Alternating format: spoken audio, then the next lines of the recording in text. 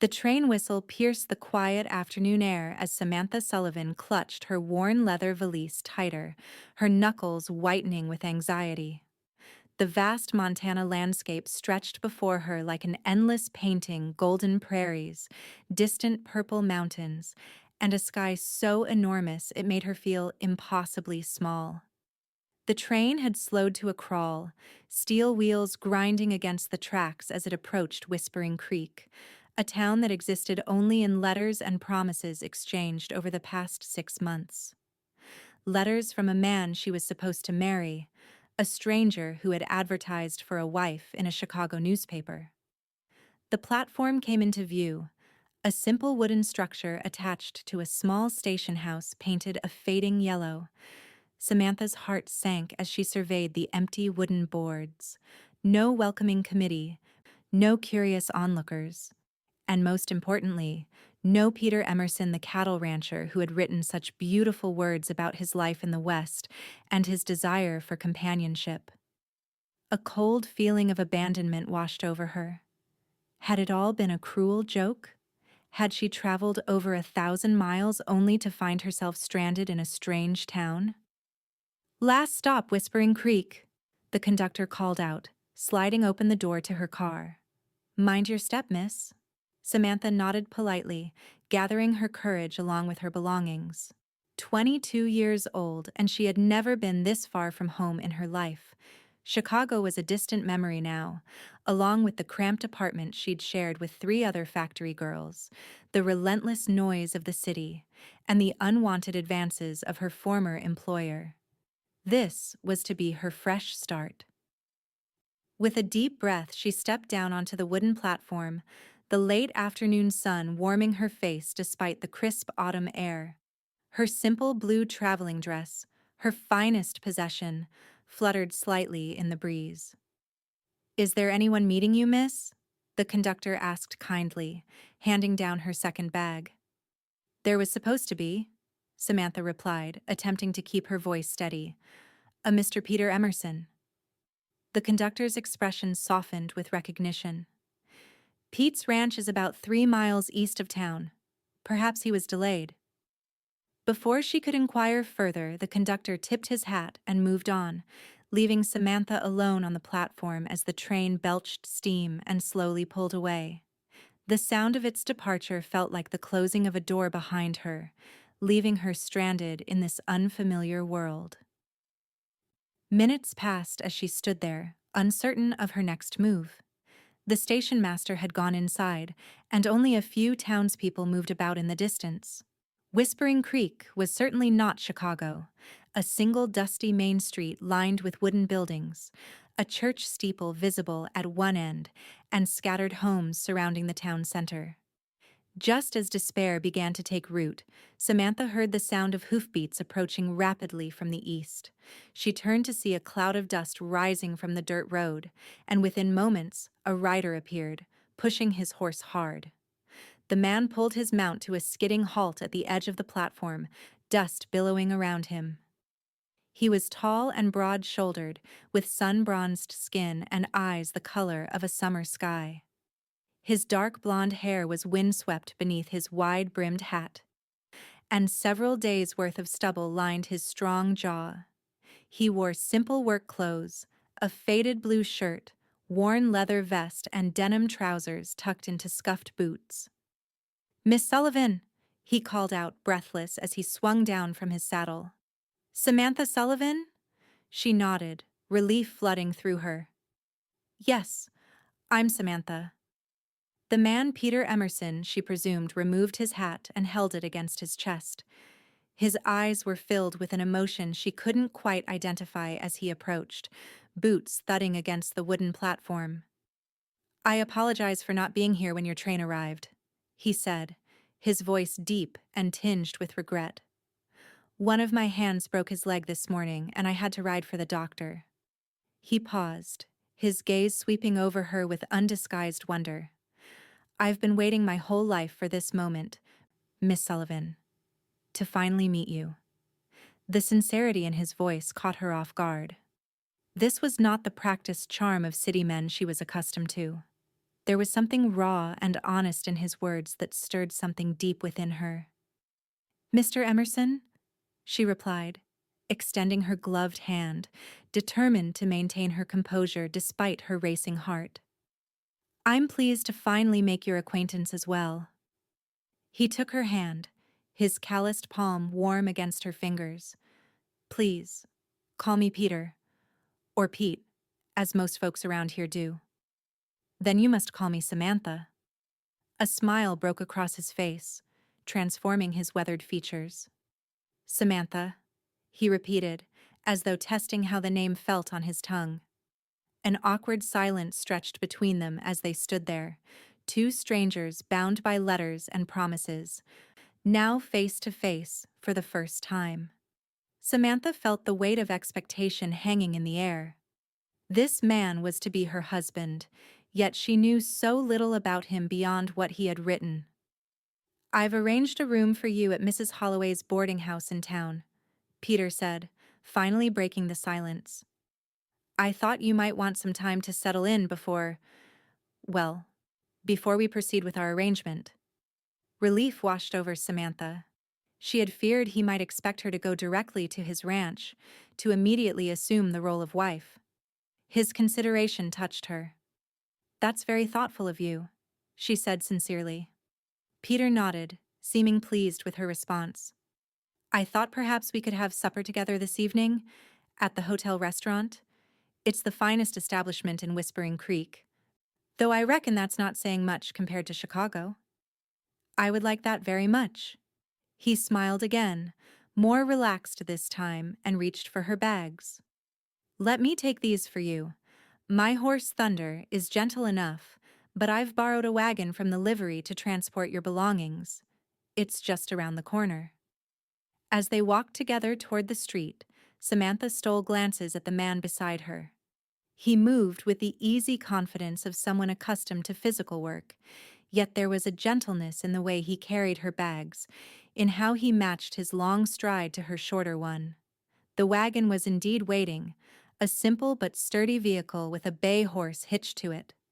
Peter loaded her bags into the back and then offered his hand to help her onto the seat. The brief contact sent an unexpected flutter through her stomach. "Whispering Creek isn't much," Peter said as he climbed up beside her and took the reins. "But the people are good and the land is beautiful. I hope you'll come to love it here." As they drove down the main street, Peter pointed out the various establishments: the general store, the blacksmith, the small schoolhouse, and the church where they would be married if she agreed to go through with their arrangement.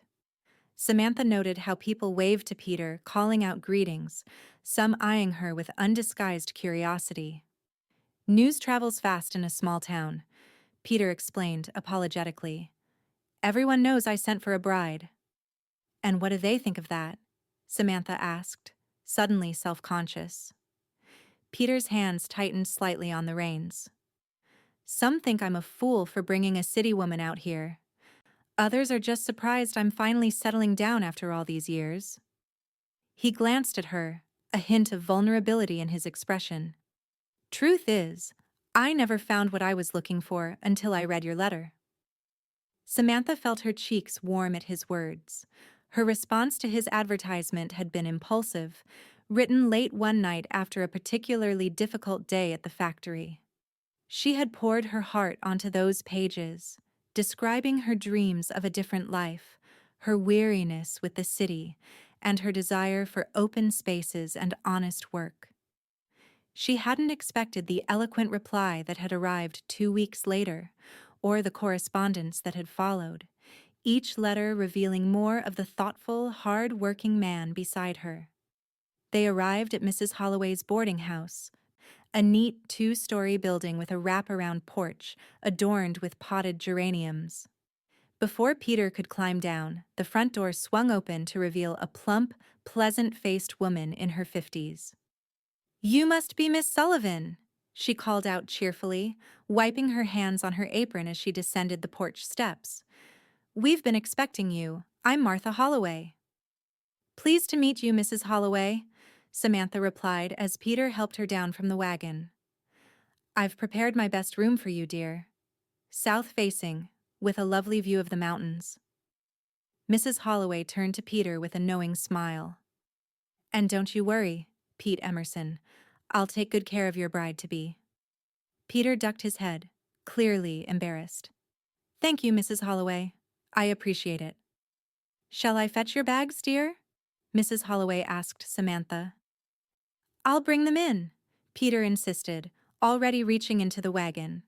While he unloaded her belongings, Mrs. Holloway leaned closer to Samantha. He's a good man, Pete is. The whole town respects him. You could do far worse for a husband. Samantha nodded, unsure how to respond to such frank assessment. The reality of her situation was sinking in. She had traveled across the country to marry a man she had only just met in person. What if their letters had painted false pictures? What if they couldn't stand each other's company? Peter returned with her bags, following Mrs. Holloway into the house.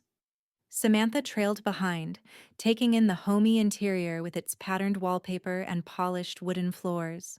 The boarding house smelled of fresh bread and lavender, a comforting combination that eased some of her anxiety. Her room was indeed lovely, with a brass bed covered in a colorful quilt, a small writing desk beneath the window, and a washstand with a porcelain basin. It was simple, but clean, and far more spacious than her cramped quarters in Chicago. I'll leave you to freshen up, Peter said, setting down her bags. Would 6 o'clock suit you for supper? Yes, that would be fine. He nodded, shifting his weight from one foot to the other. I'm glad you're here, Samantha. I know this must all seem strange to you, but I want you to know that I meant every word I wrote in my letters. The earnestness in his blue eyes made her heart skip. As did I, she replied softly. A smile touched his lips. I'll return at 6 then. After he left, Samantha sank onto the edge of the bed, emotions washing over her in waves.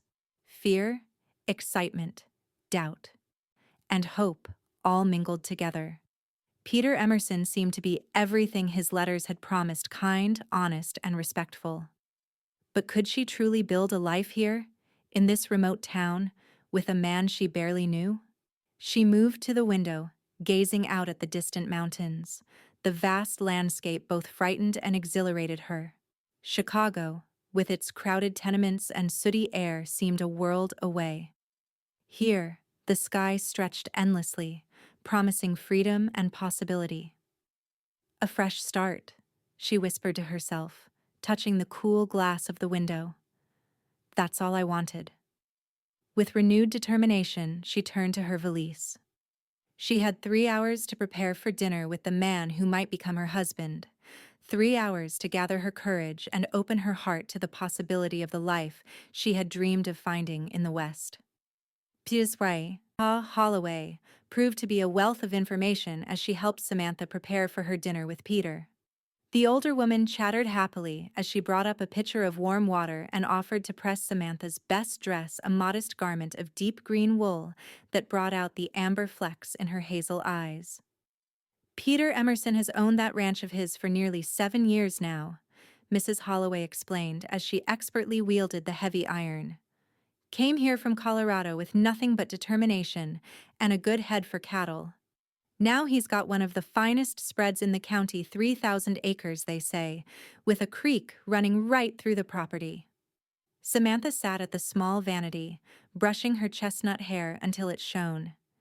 He mentioned in his letters that he built the house himself. Indeed, he did.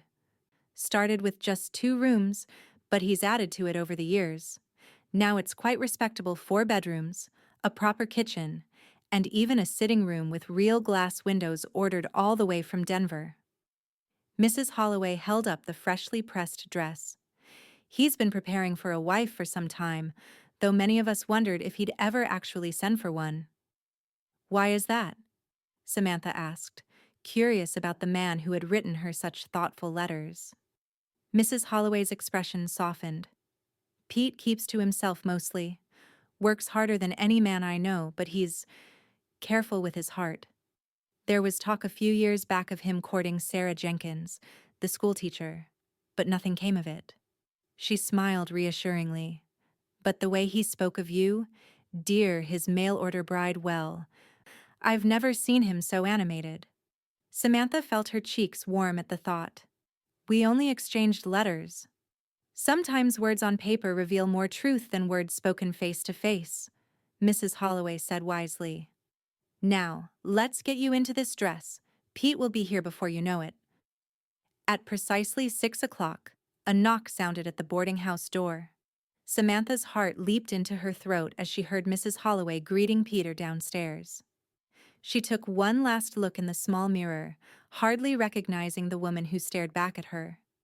The journey had changed her somehow, or perhaps it was the anticipation of what lay ahead. Taking a deep breath, she descended the stairs to find Peter waiting in the small parlor. He had clearly made an effort with his appearance. His hair was neatly combed, his face freshly shaven, and he wore a clean white shirt under a dark vest and jacket. He held a new-looking hat in his hands, turning it nervously as he paced the small room. When he saw her, he stopped abruptly, his eyes widening with appreciation. "Miss Sullivan," he said, his voice slightly hoarse, "you look beautiful." "Thank you, Mr. Emerson," she replied, appreciating his simple but heartfelt compliment. "You look quite handsome yourself." A flush crept up his neck as he offered his arm. "The hotel is just down the street. It's not much of a walk, if you're agreeable." "Some fresh air would be lovely after being on that train for so long," she assured him. The evening air was cool but pleasant as they strolled down Whispering Creek's main street.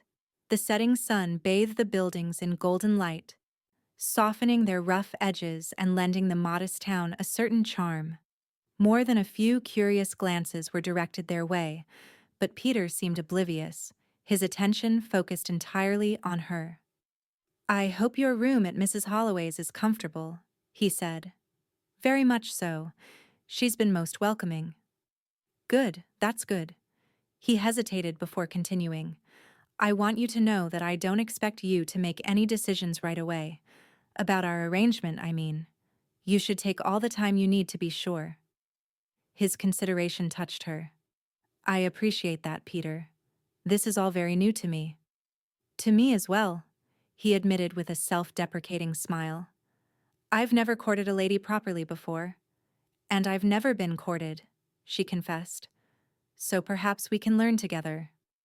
The hotel dining room was modest but clean, with white tablecloths and a vase of wildflowers on each table. The other diners, mostly traveling salesmen and a few local couples, glanced curiously in their direction as the hostess led them to a table by the window. Once they were seated, Samantha found herself suddenly nervous. In their letters, conversation had flowed easily, but now, face to face, she struggled to find words. Peter seemed equally uncomfortable, studying the menu with unusual intensity. Finally, he set it aside and met her gaze directly. "I'm not very good at this," he said frankly. "Talking, I mean. It's easier with paper and pencil. I can think about what I want to say." His honesty broke the tension, and Samantha smiled. "I feel the same way.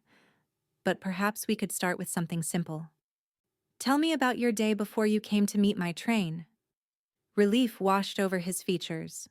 "Well, as I mentioned, Tom Bryce, one of my ranch hands, broke his leg this morning trying to break a new Mustang. Stubborn fool wouldn't wait for help." His eyes crinkled with affection despite his words. "After I fetched Doc Williams, I had to help with the spring calves. We're branding them this week." As he spoke about his ranch, his work, and his animals, Peter's initial awkwardness fell away. His hands moved expressively, and his eyes lit up with passion for the life he had built. Samantha found herself drawn in by his enthusiasm and his obvious love for his land. When their food arrived, simple but hearty fare of roast beef, potatoes, and fresh bread, the conversation had begun to flow more naturally. "And what about you?" Peter asked. "Your letters told me about your work at the glove factory, but what was your life in Chicago really like?"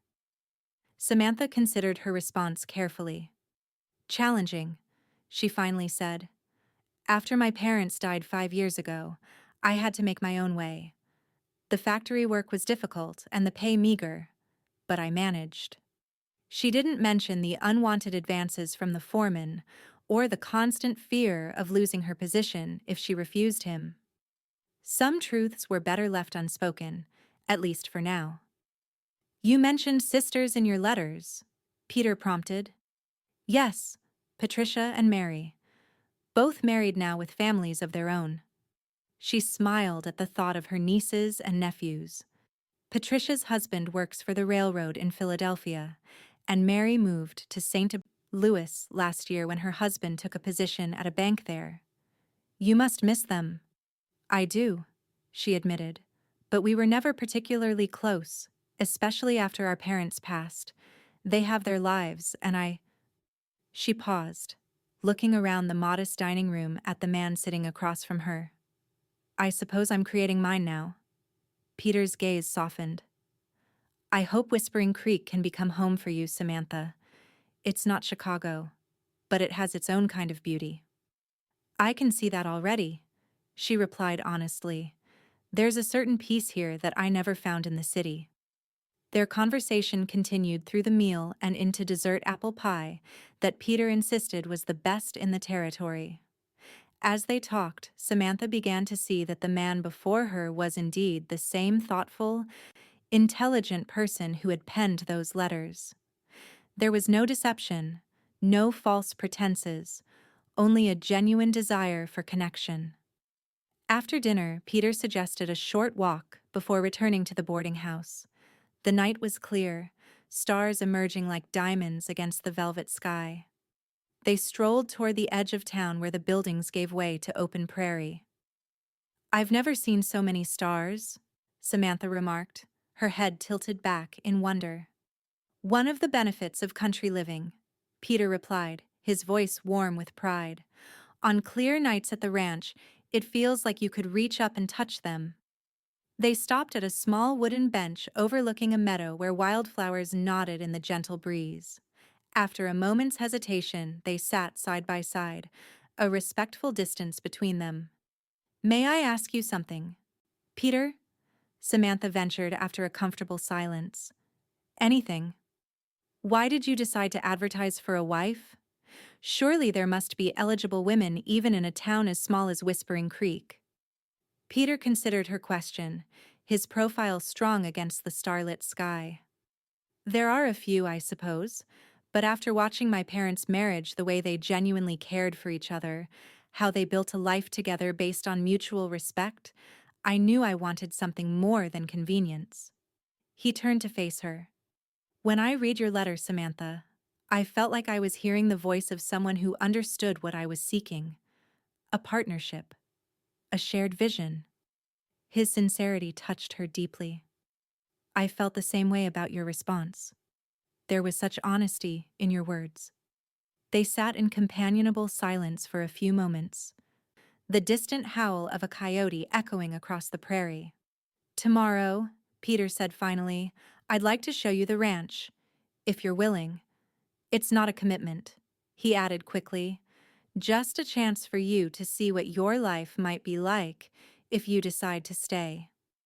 Samantha nodded, her heart fluttering with both excitement and trepidation. I would like that very much.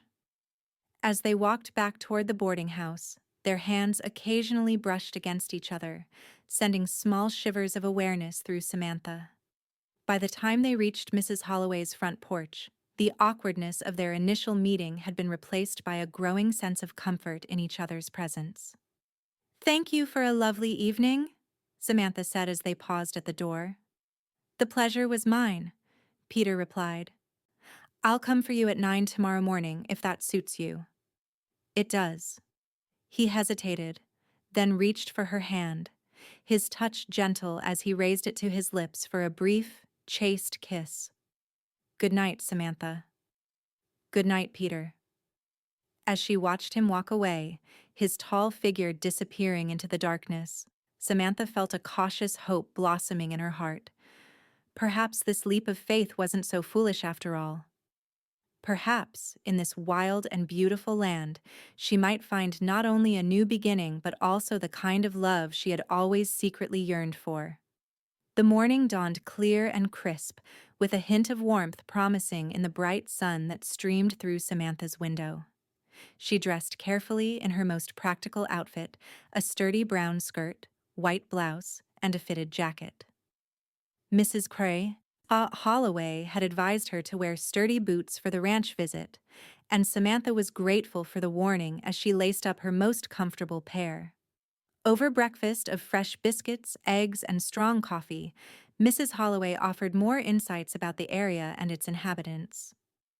"The Emerson Ranch is one of the finest in these parts," she said, refilling Samantha's cup.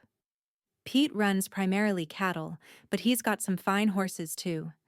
Breeding stock, I hear." "Has he lived in this area long?"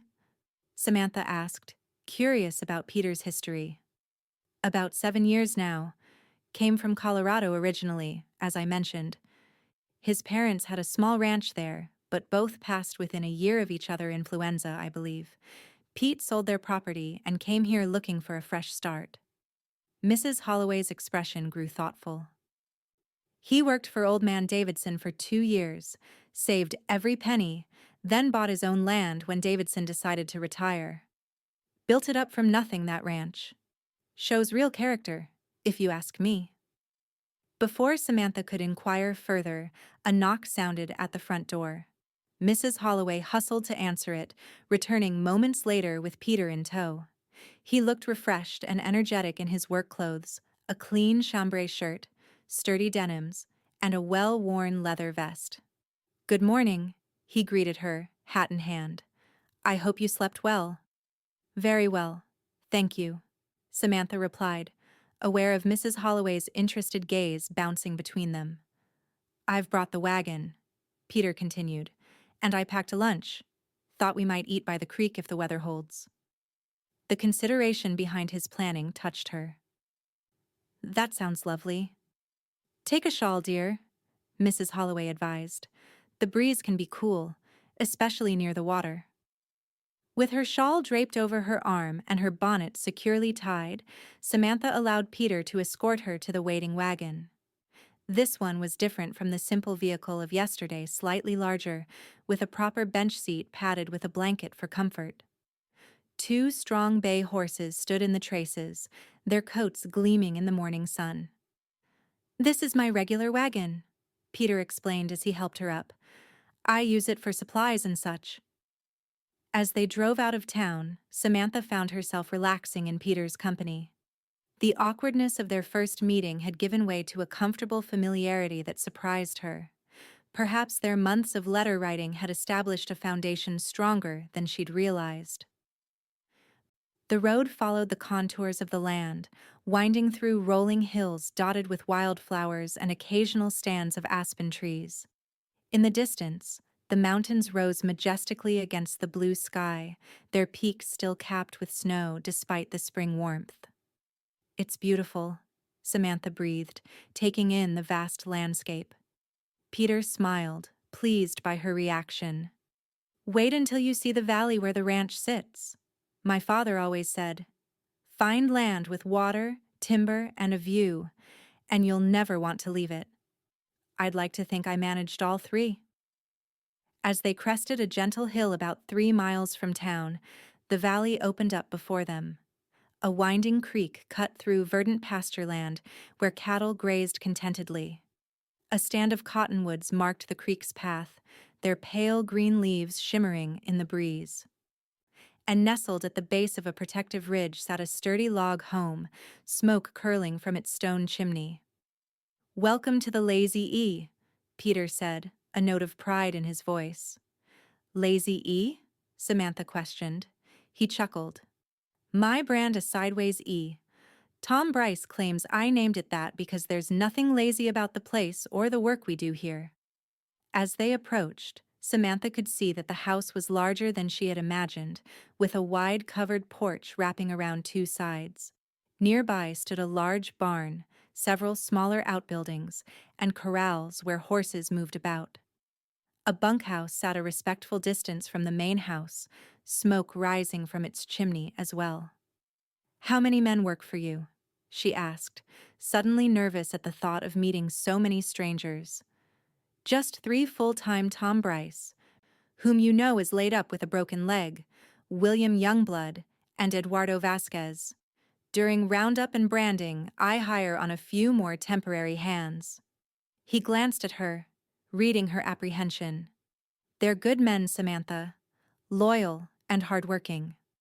As the wagon pulled into the ranch yard, a lean, weathered man in his 40s emerged from the barn.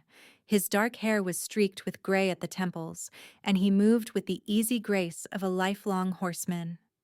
"That's William," Peter said quietly. "My foreman." William approached as Peter brought the wagon to a halt. "Morning, boss," he called up, his sharp eyes taking in Samantha with undisguised curiosity. "This must be Miss Sullivan." "William Youngblood, meet Samantha Sullivan." Peter made the introductions formally. "William's been with me since I bought this place. Knows more about cattle than any man alive." "Madam." William touched the brim of his hat respectfully. "Welcome to the Lazy E." "Thank you, Mr. Youngblood," Samantha replied, trying to project a confidence she didn't entirely feel. "Just William, madam. Everyone here's on a first-name basis." His weathered face creased in a brief smile before he turned to Peter. "Eduardo's checking the north pasture fence line, should be back by noon, and Doc Williams stopped by earlier to check on Tom. Says he's ornery as a bear with a toothache but healing fine." Peter nodded, satisfied. "Good. Miss Sullivan and I will be touring the property. We'll be back for lunch." After William returned to his duties, Peter helped Samantha down from the wagon. "Would you like to see the house first, or would you prefer to ride around the property?" "The house, please," she replied, curious to see the home Peter had built with his own hands.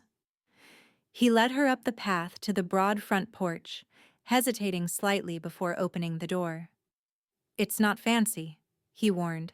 "Nothing like what you might be used to in Chicago." "Peter," Samantha said gently, "I lived in a one-room apartment with 3 other factory girls. I assure you, my standards are not as high as you might imagine." His expression relaxed into a smile as he held the door for her. "Then I hope it meets with your approval."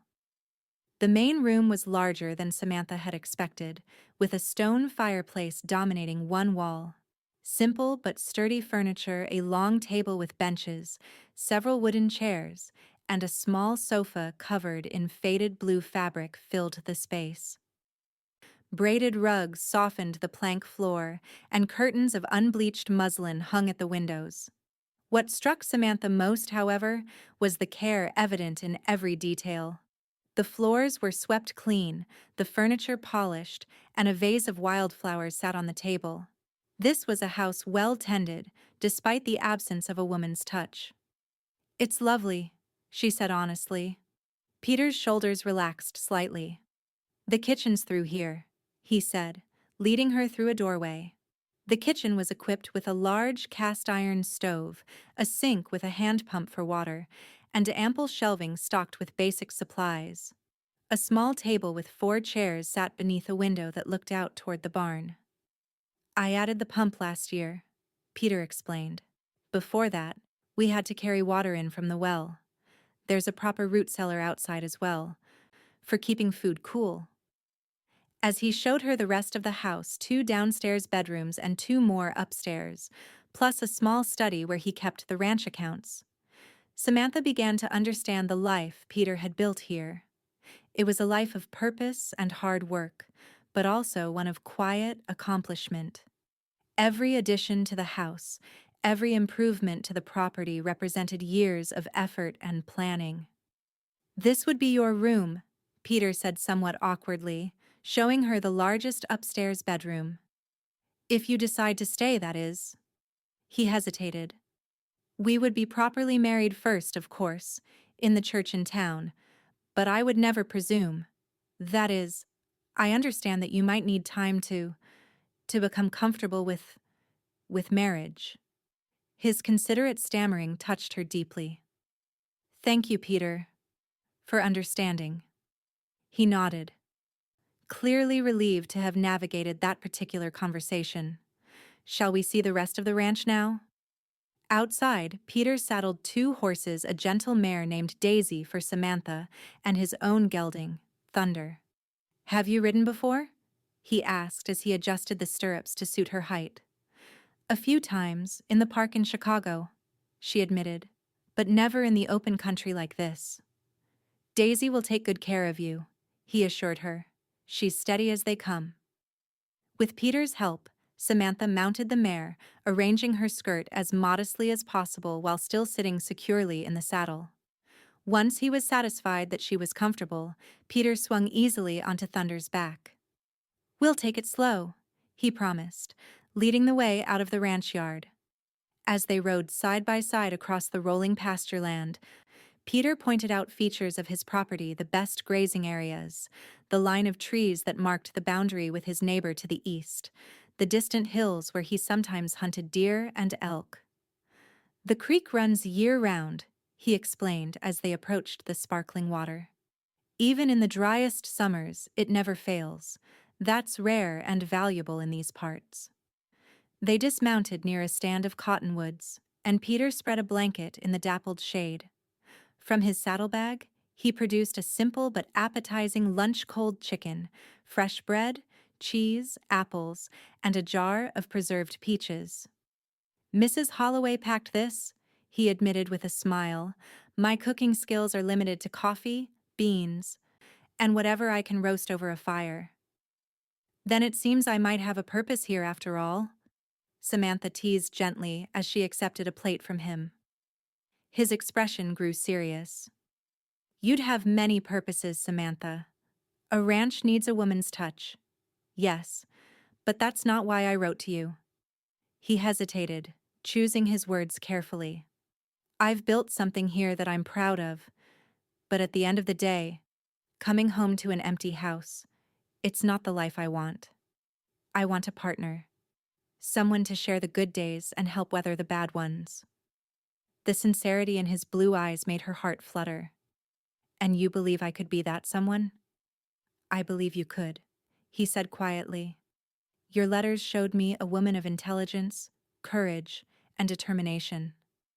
Those are rare qualities, qualities I admire.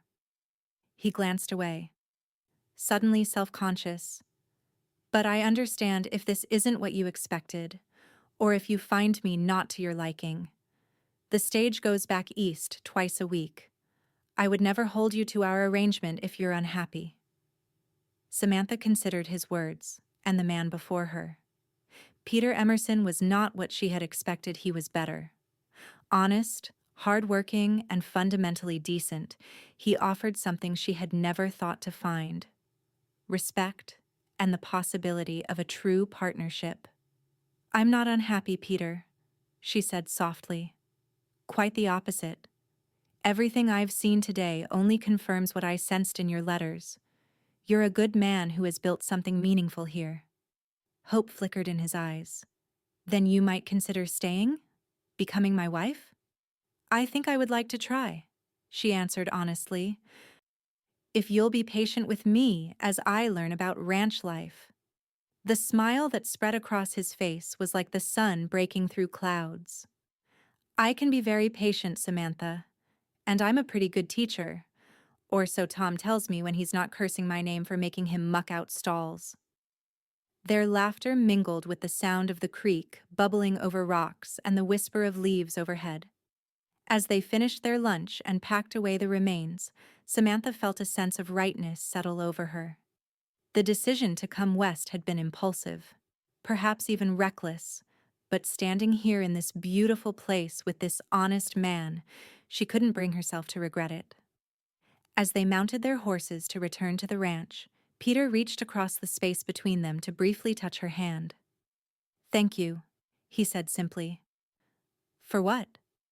For taking a chance, for coming all this way to meet a stranger, for being willing to consider a life here. His gratitude was so sincere that Samantha felt her eyes grow moist. Thank you for waiting at the platform, she replied. for being everything your letters promised and more. The next 2 weeks passed in a whirlwind of activity as Samantha settled into life in Whispering Creek. She remained at Mrs. Holloway's boarding house, but spent her days either at the ranch or exploring the small town, gradually meeting its inhabitants and learning its rhythms. Peter visited each evening, sometimes taking her to supper at the hotel, other times simply walking with her along the quiet streets or sitting on Mrs. Holloway's front porch, talking until the stars emerged in the vast Montana sky. Their conversations ranged widely, from practical discussions about ranch operations to more personal exchanges about their hopes and dreams. "I never expected to find someone like you," Peter confessed one evening as they sat side by side on the porch swing. "Someone who understands this life, who sees its value." "I'm not sure I understood it before I came here," Samantha admitted, "but I'm beginning to." Each day brought new discoveries. She met the ranch hands properly: William with his quiet competence, Eduardo with his ready smile and expert horsemanship, and Tom Bryce, confined to the bunkhouse with his broken leg but full of stories and good-natured complaints. They accepted her presence with a mixture of curiosity and respect, watching carefully to see if this city woman would take to ranch life. Samantha was determined not to disappoint them or herself. She observed everything, asked questions, and began to learn the basics of cooking on a wood stove under Mrs. Holloway's patient tutelage. The boarding house mistress proved to be not only an excellent cook, but also a font of practical knowledge about frontier housekeeping. "A ranch wife needs to know more than just how to set a pretty table," Mrs. Holloway advised as she taught Samantha to make soap, preserve vegetables, and even basic medical care. "You'll be miles from town, with men depending on you to keep things running smoothly." The responsibility was daunting but also exhilarating. For the first time in her life, Samantha felt truly needed, her skills and intelligence valued in ways they never had been in the factory. In town, she gradually met the other residents, Mr. Thompson at the general store, who promised to order any supplies she might need; Sheriff Donovan, whose gruff exterior hid a kind heart; Reverend and Mrs. Hayes, who welcomed her warmly to Sunday services; and Dr. Williams, who checked on Tom's leg regularly and invited Samantha to assist him occasionally, impressed by her quick mind and steady hands. "You've got a knack for healing," the doctor told her after she helped him set a young boy's broken arm. "Not squeamish at all." "I think it's useful knowledge on a ranch," she replied, pleased by his approval. The most challenging introduction was to Sarah Jenkins, the schoolteacher Mrs. Holloway had mentioned as having once caught Peter's attention. A tall, slender woman with striking blue eyes and an air of quiet intelligence, Sarah greeted Samantha with perfect politeness that nonetheless contained a hint of reserve. "Peter Emerson is well respected in this community," she said when they met after church one Sunday. "I hope you appreciate what a fortunate woman you are." "I do," Samantha assured her, sensing the unspoken history between Sarah and Peter. "Very much so." Whatever might have existed between them was clearly in the past, however. Peter treated Sarah with the same friendly respect he showed all the townspeople, and if he noticed the lingering glances the schoolteacher occasionally directed his way, he gave no sign. As the days passed, Samantha found herself increasingly drawn to Peter. His quiet strength, his gentle consideration, and his unwavering integrity touched something deep within her. When their hands brushed accidentally or their eyes met across a room, she felt a warmth that had nothing to do with the spring sunshine. For his part, Peter seemed equally affected by her presence. His initial shyness gradually gave way to a more relaxed demeanor, though he remained scrupulously respectful of her boundaries. He never pressed for more intimacy than she offered freely, content with the occasional touch of hands or the brief, gentle kiss he bestowed on her cheek when they parted each evening. 2 weeks to the day after her arrival, Peter invited her to supper at the ranch. "The men will be in town for the evening. he explained. "I thought you might like to see what the house is like at sunset. The light on the mountains is something special." Understanding the significance of the invitation their first time truly alone together, Samantha accepted with a mix of anticipation and nervous excitement. Mrs. Holloway gave her a knowing look, but said only, "That blue dress brings out your eyes, dear. I'd wear that one." Peter arrived promptly at 5 o'clock, driving the wagon but dressed more formally than usual in a clean white shirt, dark vest, and his best denims. He had even polished his boots to a high shine. The drive to the ranch was filled with comfortable conversation, but Samantha sensed an undercurrent of tension not unpleasant, but charged with possibility. Peter seemed particularly alert to her comfort, pointing out new calves in the fields and a pair of hawks circling overhead. At the ranch, he helped her down from the wagon with gentle hands, his touch lingering slightly longer than necessary. "I've been cooking all day," he admitted as he led her inside. "Nothing fancy, but I wanted to make it special." The main room had been transformed. The table was set with a clean cloth, Peter's best dishes, and a bouquet of wildflowers in the center. A fire crackled in the hearth despite the mild evening, casting a warm glow over everything. "It's lovely," Samantha said sincerely, touched by his efforts. Peter's ears reddened with pleasure as he pulled out her chair. "I hope you like venison stew. It's about the only thing I can cook well." The meal was indeed delicious rich stew with tender chunks of meat and vegetables, fresh bread still warm from the oven, and a cobbler made with preserved peaches for dessert. They ate by the light of oil lamps and candles, their conversation flowing easily between serious topics and lighter moments of laughter. As promised, when they finished eating, Peter led her onto the porch to watch the sunset. The view was spectacular, the mountains ablaze with golden light, the shadows lengthening across the valley, and the creek a ribbon of silver in the fading day. They stood side by side at the porch railing, close enough that their arms touched lightly. In the distance, cattle grazed peacefully, and somewhere, a coyote called to its mate. "I come out here most evenings," Peter said quietly. "It reminds me why all the hard work is worth it." "It's beautiful," Samantha agreed, acutely aware of his presence beside her. "So peaceful." "It can be lonely, though," he admitted, turning slightly to face her. "Beautiful things are better shared." His gaze was warm as it met hers, full of unspoken questions and hopes. Samantha felt her heart quicken. "Peter," she began, suddenly certain of what she wanted to say. "These past 2 weeks have shown me what kind of man you are. Everything you wrote in your letters is true. You're honest, hardworking, and kind.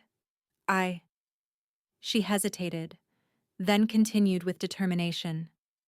"I would be honored to be your wife." Joy bloomed across his features, transforming his usual reserve into radiant happiness. "Are you certain, Samantha? I don't want you to feel rushed or obligated." "I'm certain," she assured him, reaching for his hand. "I came here looking for a new beginning, for a place to belong. I've found both with you." Peter's fingers closed around hers, warm and strong. "May I kiss you, Samantha?" he asked, his voice husky. In answer, she leaned forward slightly, her heart pounding as his free hand gently cupped her cheek. The touch of his lips against hers was tender at first, almost reverential. But as she responded, the kiss deepened with a surprising intensity that left them both breathless when they finally parted. "I've been wanting to do that since you stepped off that train," Peter confessed, his forehead resting against hers. "I'm glad you waited," Samantha replied softly. "It made it all the more special." They stayed on the porch until the stars emerged, planning their future together. The wedding would be simple, a ceremony in the town church followed by a celebration at the ranch. Mrs. Holloway would help with the preparations, and Peter promised to have the house ready for her arrival as his bride. I want you to change anything that doesn't suit you, he insisted. Make it your home too. As he drove her back to town that night, Samantha felt a contentment she had never known before. The vast Montana sky spread above them like a blessing, stars scattered like diamonds across the velvet darkness.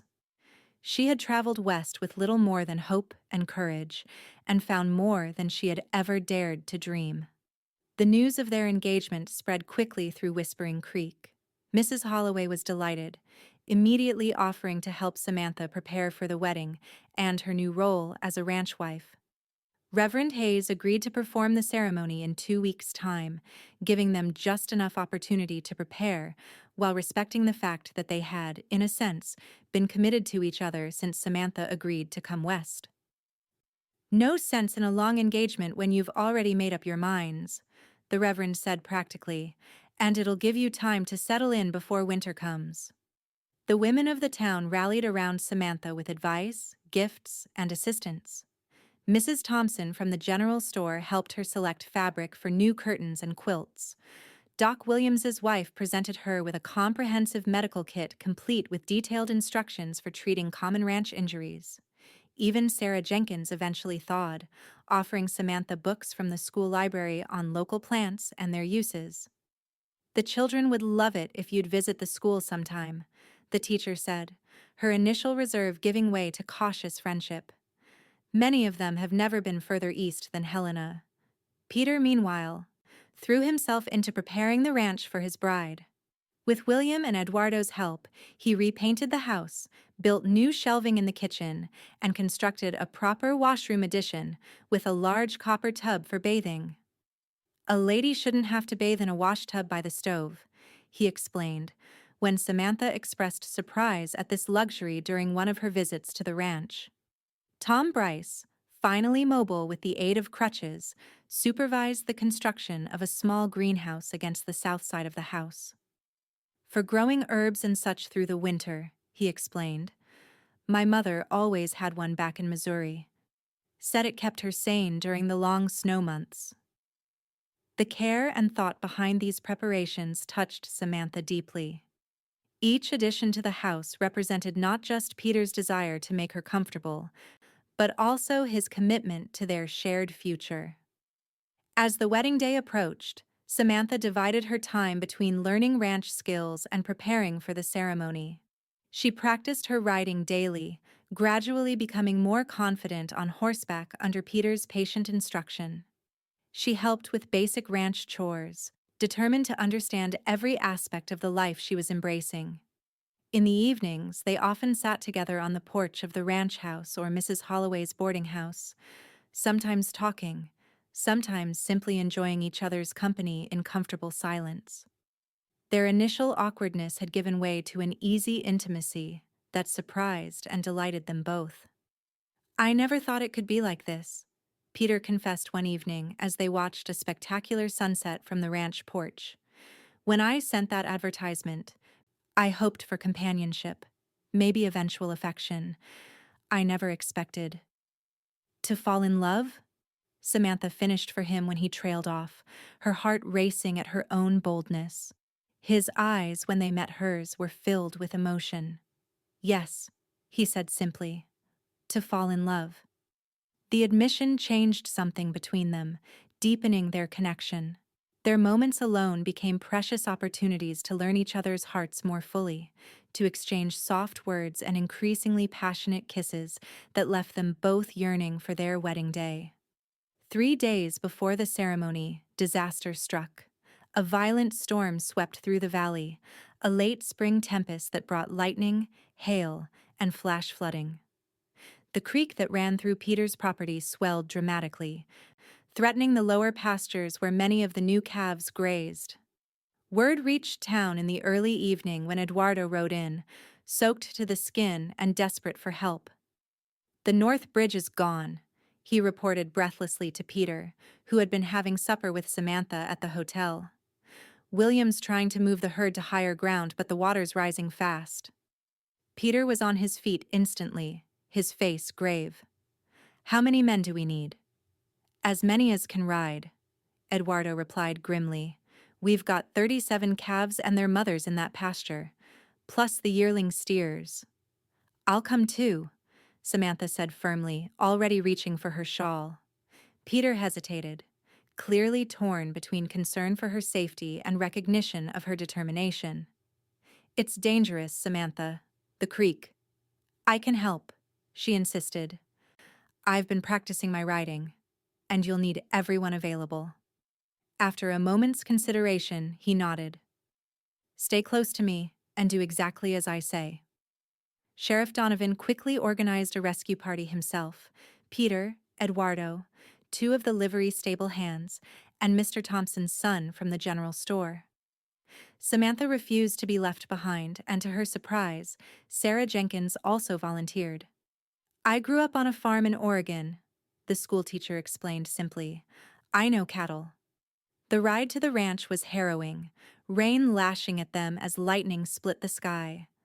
Samantha's mare, Daisy, was steady, but clearly nervous, shying at each thunderclap. Peter rode close beside her, occasionally reaching out to steady her when the path grew particularly treacherous. At the ranch, they found William and Tom Bryce, the latter balanced precariously on his crutches under the shelter of the barn organizing equipment. The situation was dire. The creek had already breached its banks in several places, and the lower pasture was rapidly becoming a lake. The calves are bunched up on that rise, William shouted over the storm, pointing to a small elevation in the pasture where dark shapes huddled together. But the water's rising fast. Another hour, and it'll cover the whole area. Peter quickly divided the group into teams. He, William, and Sheriff Donovan would attempt to reach the stranded cattle and guide them toward higher ground. Eduardo, Mr. Thompson's son, and one of the livery hands would secure a path through the flooded areas using ropes and their mounts. Sarah and the other livery hand would manage the gates to ensure the cattle moved in the right direction once they reached safer territory. Samantha, I need you to stay with Tom at the barn, Peter said firmly. Help him prepare dry space for any injured animals we bring in. She wanted to protest, but recognized the wisdom in his plan. With his broken leg, Tom would struggle to manage alone, especially if injured calves needed care. As the rescue party mounted up and headed toward the flooded pasture, Samantha turned her attention to the task at hand. Under Tom's direction, she helped clear space in the barn, lay down fresh straw, and organize medical supplies. This ain't the first flood we've weathered, Tom assured her as they worked. But it's the worst in my time here. Pete's a good man in a crisis, though. If anyone can save those calves, he can. Through the open barn door, Samantha could see the rescue operation unfolding. The men had reached the stranded cattle and were attempting to guide them along a narrow strip of still visible land. The animals were panicked, reluctant to move through the rapidly flowing water. Even from a distance, she could see Peter working tirelessly, his tall figure moving among the frightened beasts with calm determination. Suddenly, a bolt of lightning struck a tree near the creek, splitting it with a deafening crack. The cattle scattered in terror, some plunging into deeper water in their panic. "No!" Tom exclaimed, watching helplessly from the barn. Without hesitation, Peter spurred Thunder into the rising water after a struggling calf. The current was stronger than it appeared. Horse and rider were quickly swept downstream toward a tangle of debris where the bridge had been. Samantha's heart seemed to stop as she saw Peter fighting to control his mount while simultaneously reaching for the floundering calf. Then both disappeared behind a curtain of rain and darkness. "Tom, I have to go," she said urgently, already moving toward Daisy, who was tethered nearby. "Miss Samantha, it's too dangerous." But she was already mounting, her fear for Peter overriding all caution. "If I follow the creek from this side, I might spot them," she called back, urging the mare forward into the storm. The rain was relentless, soaking her to the skin within moments. Samantha guided Daisy along the creek bank, her eyes straining through the gloom for any sign of Peter. The water roared beside her, a churning mass carrying branches, fence posts, and other debris. She had ridden perhaps a quarter mile when she saw him clinging to a half-submerged tree that had fallen across the creek. Thunder nowhere in sight. The calf he had tried to rescue was improbably beside him, its head barely above water as it too fought to stay against the trunk. "Peter!" she screamed over the storm, dismounting and securing Daisy to a sturdy sapling. He looked up, relief washing over his face when he saw her. "Samantha, stay back. The bank could collapse." Ignoring his warning, she assessed the situation rapidly. Peter was perhaps 15 feet from the bank, the rushing water threatening to tear him away with each passing moment. The tree he clung to was partially uprooted but still attached to the bank on the far side. Making a swift decision, Samantha removed her soaked shawl and tore it into strips, knotting them together to form a crude rope. She tied one end securely around the sapling where Daisy was tethered, then looped the other around her waist. "I'm coming to you," she called, slipping carefully down the muddy bank. "Samantha, no!" Peter shouted, but she was already easing herself into the frigid water, gripping her makeshift rope tightly. The current was even stronger than she had anticipated, instantly pulling at her legs with frightening force. But Samantha had not survived years in Chicago's factories without developing considerable strength and determination. Inch by inch, she made her way along the fallen tree, fighting against the water that threatened to sweep her away with each movement. When she finally reached Peter, his face was pale with cold and exhaustion, but his eyes blazed with a mixture of fear for her safety and pride in her courage. "You incredible, foolish woman," he gasped, reaching out with one arm to pull her closer while maintaining his grip on both the tree and the struggling calf with the other. "What were you thinking?" "That I wasn't about to become a widow before I was even a wife," she replied with forced lightness, securing her rope around his waist. "Can you move? We need to get back to the bank." Working together, they managed to maneuver the terrified calf onto a more stable portion of the tree trunk. Then, with Samantha's rope providing crucial support, they began the arduous journey back to shore, fighting the current every step of the way. By the time they reached the bank and pulled themselves up onto solid ground, both were shaking with cold and exhaustion. The calf, remarkably, followed them, scrambling up the muddy slope on wobbly legs before collapsing in apparent relief. "Thunder?" Samantha asked, knowing how much the horse meant to Peter. "Made it to shore downstream, I think. He's a strong swimmer." Peter pulled her into his arms, holding her tightly despite their sodden condition. "Don't ever do something that reckless again," he murmured against her hair. "I couldn't bear to lose you." "Likewise," she replied, her voice muffled against his chest. "We're a team now, remember? Partners share the dangers as well as the joys." His arms tightened around her, and in that moment, despite the raging storm and their precarious situation, Samantha felt a profound certainty that she had found exactly where she belonged. The storm eventually passed, leaving behind a transformed landscape. The creek gradually receded to its normal boundaries, though evidence of its fury remained in the form of debris, damaged fencing, and mud-coated pastures. Miraculously, most of the cattle had been saved, though 3 calves and 2 cows were lost to the flood. Thunder, as Peter had predicted, had indeed made it safely to shore, and was found the next morning grazing contentedly in the upper pasture. The day after the flood, Peter fell ill with a fever, the result of hours spent in cold water and exhaustion. Samantha refused to return to town, instead establishing herself firmly at his bedside in the ranch house.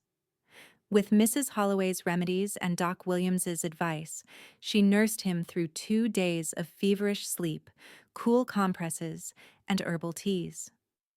When Peter finally opened his eyes, clear and alert on the 3rd morning, his first words were, "Are we still getting married tomorrow?"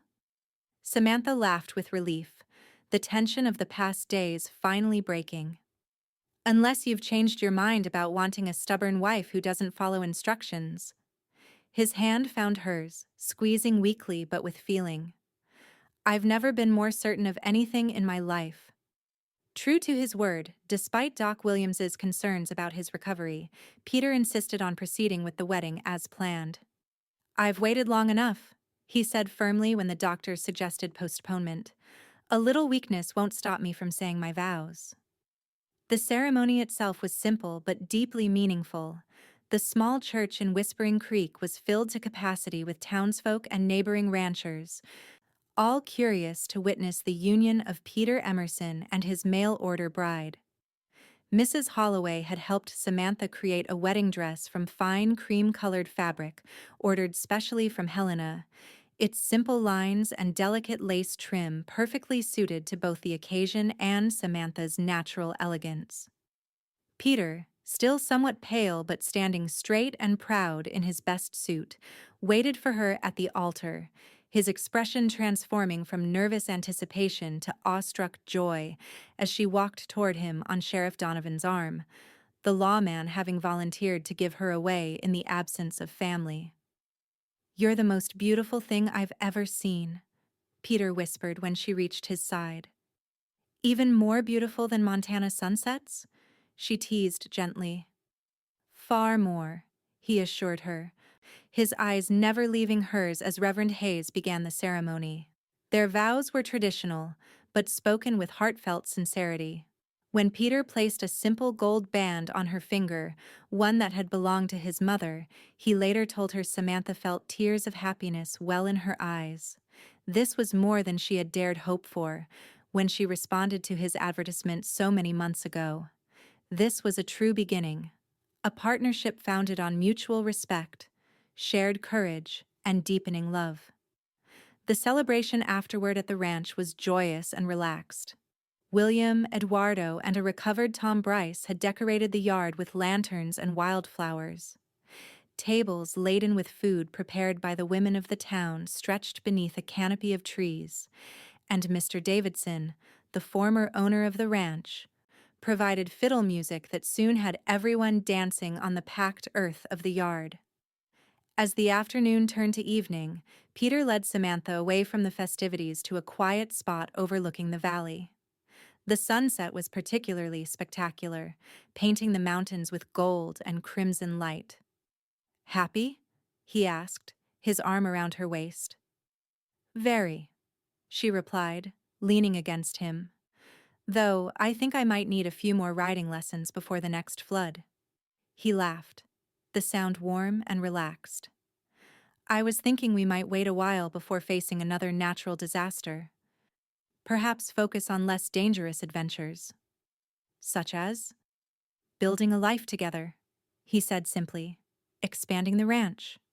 Maybe someday?" He hesitated, suddenly shy again. "Children of our own." Samantha turned in his arms to face him. "I would like that very much, Peter Emerson." His kiss was tender yet passionate, a promise of the night to come and all the days that would follow. When they finally returned to their guests, Samantha caught Mrs. Holloway watching them with knowing approval. "You've done well, both of you," the older woman said, patting Samantha's hand. "Found exactly what you needed in each other."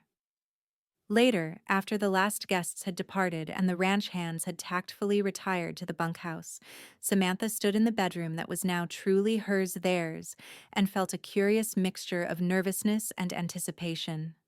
The room had been transformed with fresh curtains, a new quilt on the bed, and wildflowers in a pottery vase by the window.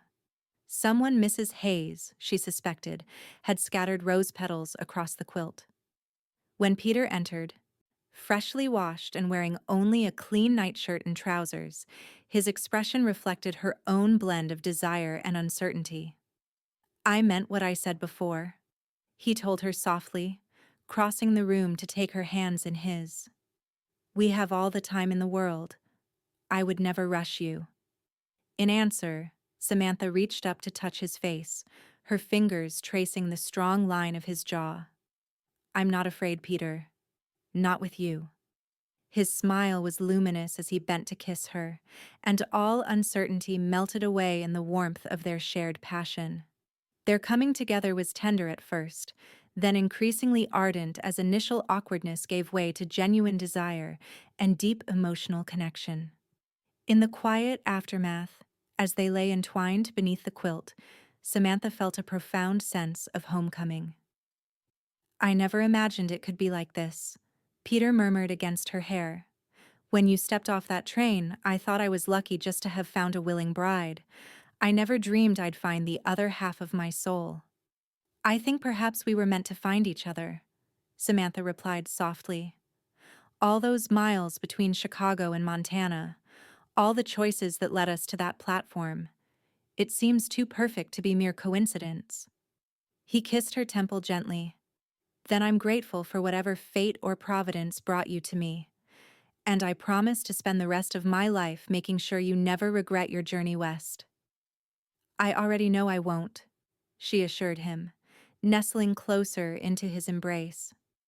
Outside, the Montana night spread its star-scattered canopy over the ranch, over the land that was now their shared domain, over the life they were building together.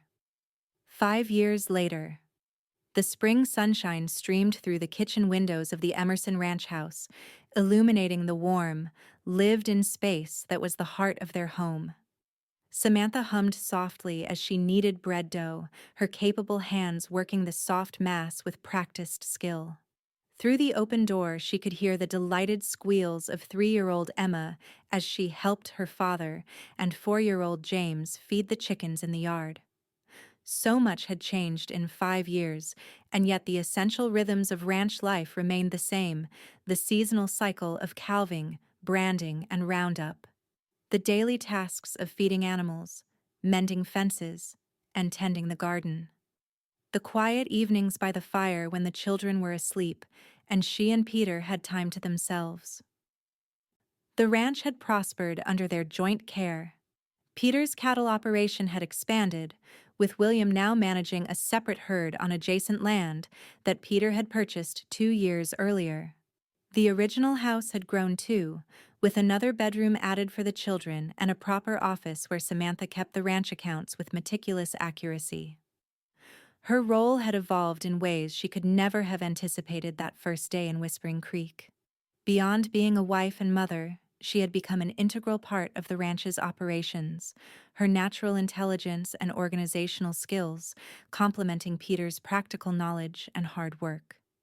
She had also discovered unexpected talents, a gift for animal husbandry that led to a small but profitable sideline in breeding horses, and a knack for healing that made her the first resort for minor injuries and illnesses among the ranch hands and neighboring families. Life wasn't without its challenges, of course. The harsh Montana winters could be isolating, with weeks sometimes passing when snow made the roads to town impassable. The work was constant and often physically demanding. There had been losses, too. A particularly harsh winter had claimed several valuable horses, and the previous summer's drought had reduced their hay harvest significantly. But through it all, the partnership she and Peter had forged only strengthened. Each difficulty faced together, each joy shared, each quiet moment of connection deepened the bond between them. The passionate attraction of their early days had matured into something even more powerful, a love grounded in profound respect, unwavering trust, and intimate understanding. "Mama! Mama!" Emma's excited voice preceded the whirlwind entrance of her daughter, blonde curls flying and blue eyes so like her father's wide with excitement. "Daddy says a new calf was born. Can we go see it? Please?" James appeared in the doorway next, more reserved than his sister but equally hopeful. "It's black and white, Mama, like a badger," Daddy says. Peter followed the children inside, ducking his head slightly through the doorway that was still a bit too short for his tall frame. 5 years of outdoor work had weathered his features, adding a few lines around his eyes and silvering his temples slightly, but to Samantha, he was more handsome than ever. "Sorry to interrupt your baking," he said with a smile that still made her heart quicken. "But this new calf is something special. Thought you and the children might want to see it before Eduardo moves them to the south pasture." Just let me cover this dough, Samantha replied, reaching for a clean cloth. Then we can all go. As she wiped the flour from her hands, Peter moved to her side, dropping a casual kiss on her temple. You've got flour on your nose, he murmured, brushing it away gently. And you've got straw in your hair, she countered, plucking the offending piece from his dark blonde locks. Their eyes met in a moment of silent communication, love, partnership, and the private promise of later, when the children were asleep. Even after 5 years, such moments still had the power to make Samantha's breath catch. Outside, the ranch lay bathed in spring sunshine. The buildings expanded and improved over the years, formed a tidy cluster around the central yard. Beyond them, the pastures stretched green and lush toward the creek that had once nearly claimed Peter's life. The mountains in the distance wore the last of their winter snow, brilliant white against the clear blue sky. Peter lifted Emma onto his shoulders while James, determined to show his independence, walked beside Samantha as they headed toward the small pasture where new mothers and their calves were kept for the first few weeks after birth. The black and white calf was indeed remarkable, with distinctive markings that would make it easily identifiable in a herd. Its mother, a steady brown cow with gentle eyes, watched cautiously as they approached, but showed no signs of aggression. She's one of our best, Peter explained, setting Emma down but keeping a protective hand on her shoulder. Calves every spring like clockwork, and always strong, healthy babies.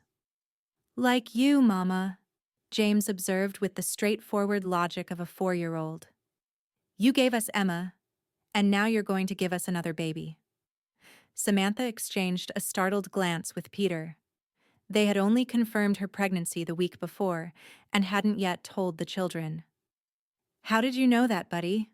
Peter asked, crouching down to his son's level. James shrugged with the supreme confidence of childhood.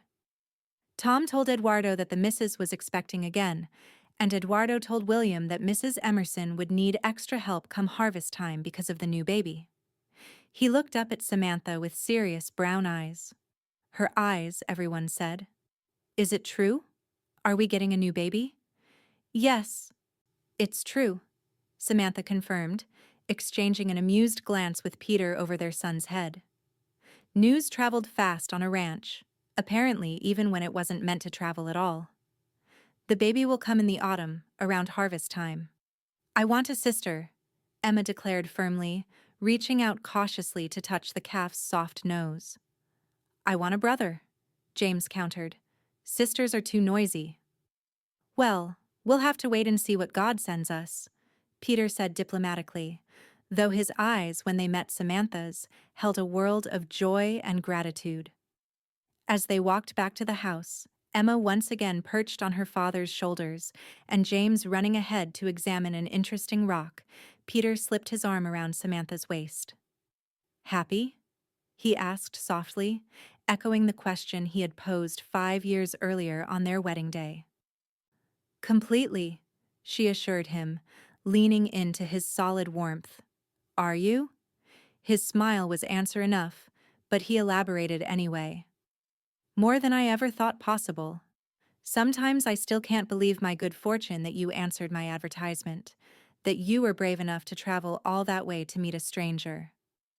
Not a stranger, Samantha corrected gently. I knew you from your letters. The real miracle was that you turned out to be even better than I imagined. Peter laughed, the sound still her favorite in the world. I was terrified that day. When I realized I was going to be late meeting your train, I pushed Thunder so hard I'm surprised he ever forgave me. And yet the first words you said to me were that you'd been waiting your whole life for that moment. Samantha smiled at the memory. I thought it was the most romantic thing I'd ever heard. It was also the most honest, Peter replied, his expression growing serious. I had been waiting for you, for what we've built together, for this family. I just didn't know it until you stepped off that train. Samantha squeezed his hand, her heart full. Their journey from strangers meeting on a train platform to partners sharing a life, a ranch, and a growing family hadn't always been easy, but every step had been worthwhile. The lonely factory girl from Chicago and the solitary rancher from Montana had found in each other not just companionship, but a love that continued to deepen and grow with each passing year. Ahead of them, their children's laughter rang out in the clear Montana air, a joyful soundtrack to the life they had created together. Behind them lay the ranch that was their shared accomplishment, the tangible manifestation of their partnership. And between them, in the connection that had begun with written words exchanged between strangers and blossomed into a bond stronger than either could have imagined, was the greatest treasure of all, a love born of respect, nurture by shared experiences, and destined to last a lifetime. As they reached the house, Peter paused, turning to face her fully. "I love you, Samantha Emerson," he said simply. "More today than yesterday, and not as much as I will tomorrow."